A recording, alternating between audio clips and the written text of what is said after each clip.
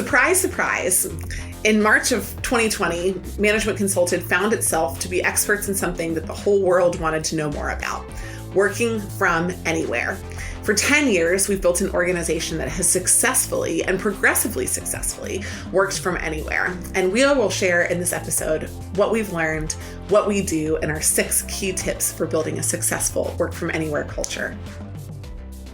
In March of 2020, as the world slowly shut down and ground to a halt over a couple of weeks, the Management Consulted team had a very unique perspective. Nothing changed.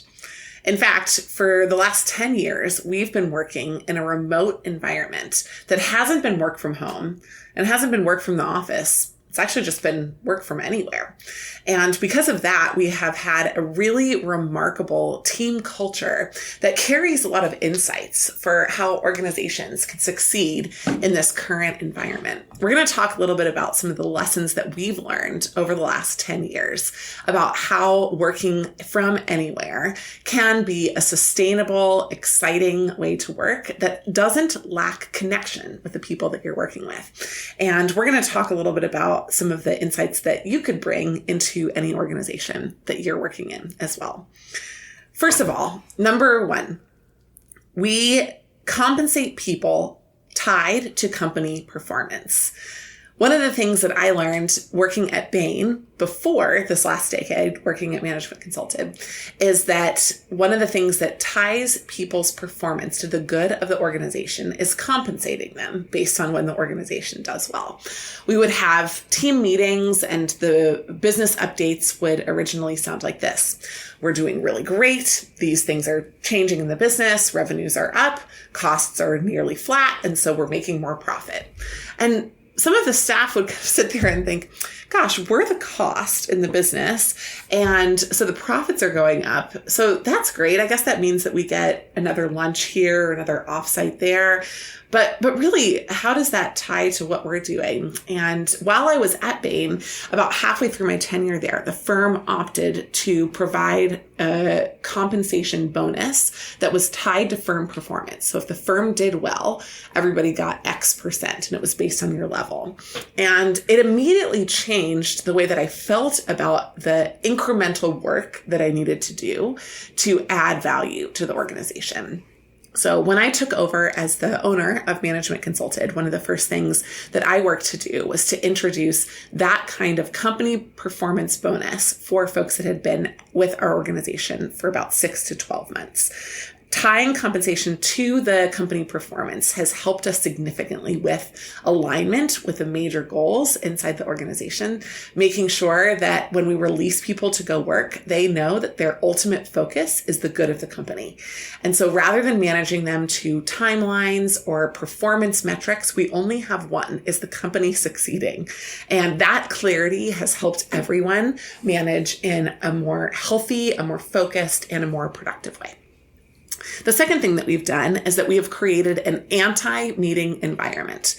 When people ask us to meet, we actually push back and say, what are all the reasons we could avoid this meeting? So instead of stacking our calendars with meetings, we remove as many meetings as possible from the calendars. And we focus our meetings on productive work that we've already sold, that we're delivering, sales, conversations, or internal meetings just when we're in decision mode. Having that kind of anti-meeting environment has freed everyone up to actually get things done. And there are often times when we'll come away from even an on-site when we're getting together and having conversations, and people will say, I can't wait to get back to work next week. Even though we did big, important, life-changing things during those on-sites, the real work we know happens when there are non-meetings happening. This is one of the challenges that we've seen in organizations that have moved from an in-office model to a work-from-home model, is that they have made the assumption that more meetings are better, that more meetings are necessary to maintain the same kind of connection that you had when you were in the office. What we found is the opposite, that fewer meetings actually improve connection and voice inside the organization. And so we're really encouraging, as we're walking through and coaching organizations through this change, to take a different view, which is just, can we avoid this meeting, as opposed to, can we add a meeting to the calendar? The third thing that we use is the pyramid principle from ground level up in our organization to promote ownership of decisions. The pyramid principle is a principle that we do training on. And in the training, we explain that the focus is that everybody needs to come to a meeting with an assertion about what they think, what their point of view is, what they believe should be done. If the meeting is not about action, the meeting does not need to happen. If the meeting is about a problem, the meeting does not need to happen. The meeting needs to be about action that the organization should be taking. Sure, if there's a problem as context, fine. Sure, if there's different research pathways that you took to come up with your decision, you could lay those out. But ultimately, we don't have the meeting until the decision has been made by the person who's going to own it. And then the meeting comes together to make sure that that person doesn't have blind spots, challenges, or thoughts that they haven't incorporated into their plan. But ultimately, when people come to the table and they say, I've done the research, this is what we should do it now, and here's why, this is how much it's going to cost, this is what it's going to make us, that makes decisions really easy inside our organization. So if those decisions aren't done, if people come to us in the middle of that process, again, we cancel the meeting, send it back, and then begin the meeting again when the decision is close to having been made. One of the sayings that we have in our pyramid principle training is that focus is the new IQ. It's a quote by Cal Newport. And one of the things that we think is really powerful is that if people, instead of doing everything across the board, focus on the most important things, which is decisions and action, then we get more done as an organization. The fourth thing that's really valuable is that we have annual team strategy meetings. These on-site meetings are critical for building rapport and connection within our team. And they never feel long enough. They always feel like something that we could pursue for longer, but we keep them very focused. In December every year, we have an annual strategy meeting where we look at our revenues, our products, our lines of business, and we talk about how we could create more focus inside our organization, what we should be building toward, what we should be developing, what we should take off the table. And those annual strategy meetings are the one time a year that we really step back and reflect on the mission for the upcoming year. Then, in the middle of executing that mission, we have added in the last 12 months a second on-site meeting, which is focused on doing stuff from the customer's perspective. We call it a customer journey or a customer strategy meeting. And so instead of thinking about the company as a whole, we think from the customer's perspective. That's been a really valuable counterpart to our December meetings.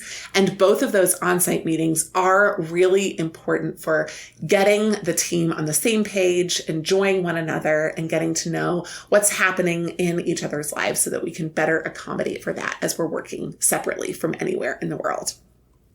Number 5, everyone on our team has at least one outside contract. So they have gig work with us and gig work outside. Many people are 80% of the time with us, but having that work outside does two things. Number 1, we compensate based on hours worked plus that performance bonus.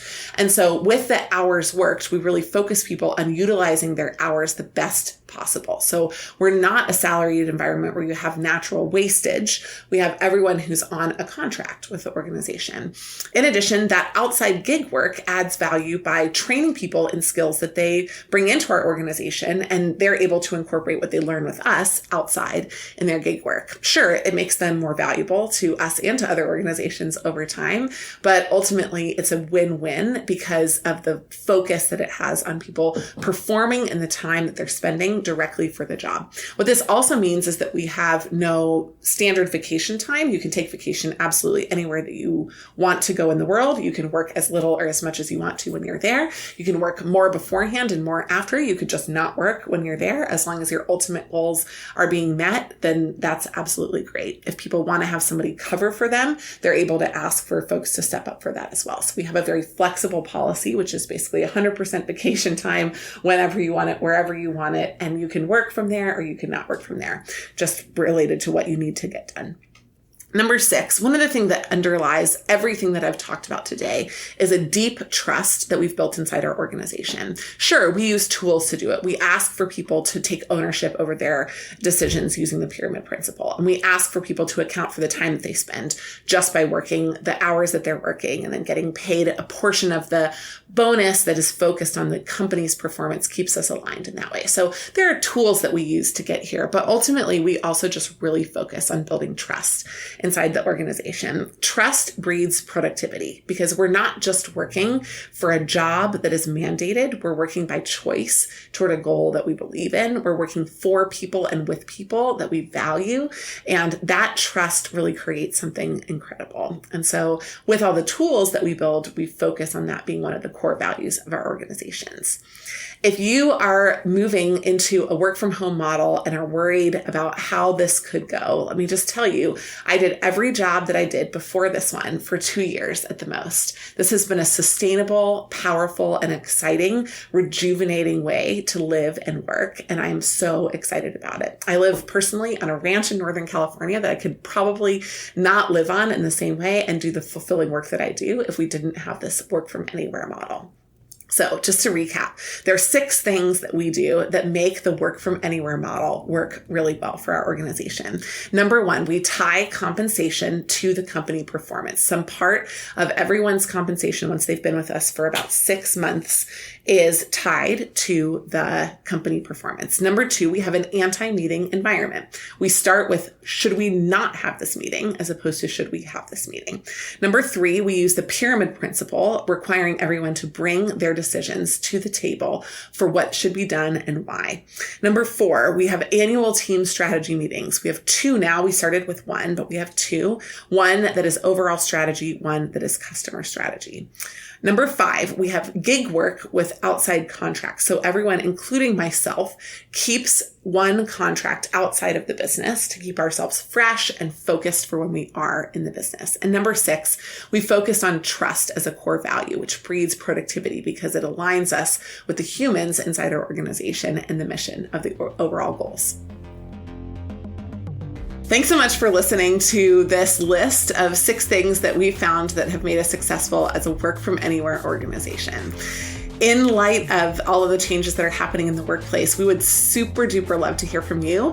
In fact, if you have just moved to working from home, some of the ways that you found that successful would be really helpful for us to know. And if you've worked from home or worked from anywhere for a long period of time, we'd also really love to hear about things that you're doing inside organizations. In addition, we do training on virtual programs and virtual team building, so we would love to help with that as well if that's helpful for you and your organization in this moment in time. You can reach out to us, team, TEAM, @managementconsulted.com. Thanks for listening.